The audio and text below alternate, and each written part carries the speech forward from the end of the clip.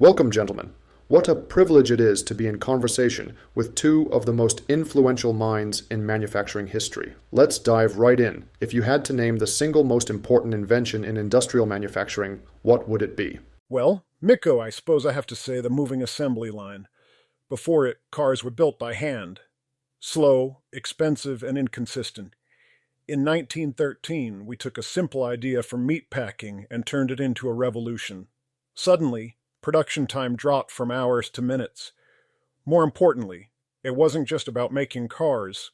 It was about making them for the many, not just the wealthy few. A remarkable leap indeed, Mr. Ford. Your assembly line taught the world about efficiency at scale. But in post-war Japan, we had a different challenge: scarce resources, limited space, and a need to do more with less. So instead of focusing purely on speed, we focused on flow, on eliminating anything that didn't add value. The Toyota production system was born not from abundance, but from necessity.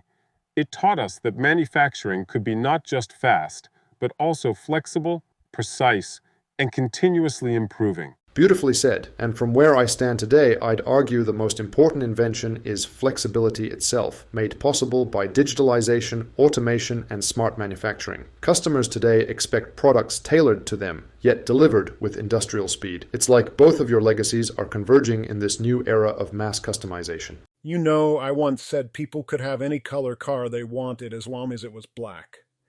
But I admire how you've taken our rigid systems and made them smarter, more responsive. I might have focused on standardization, but I always believed in progress. And progress means evolution. We didn't discard your model, Henry. We built on it. That's the beauty of manufacturing.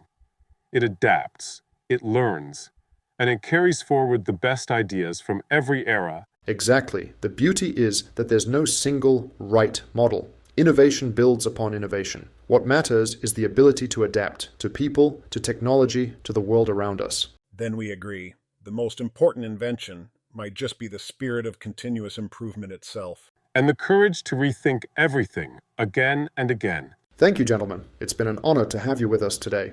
Thank you for inviting. I wish you all successful manufacturing performance days in 2025.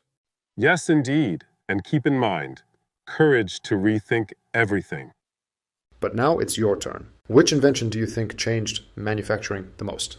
Was it the assembly line, the Toyota production system, or digital flexibility and mass customization? Cast your vote, and let's shape the future together.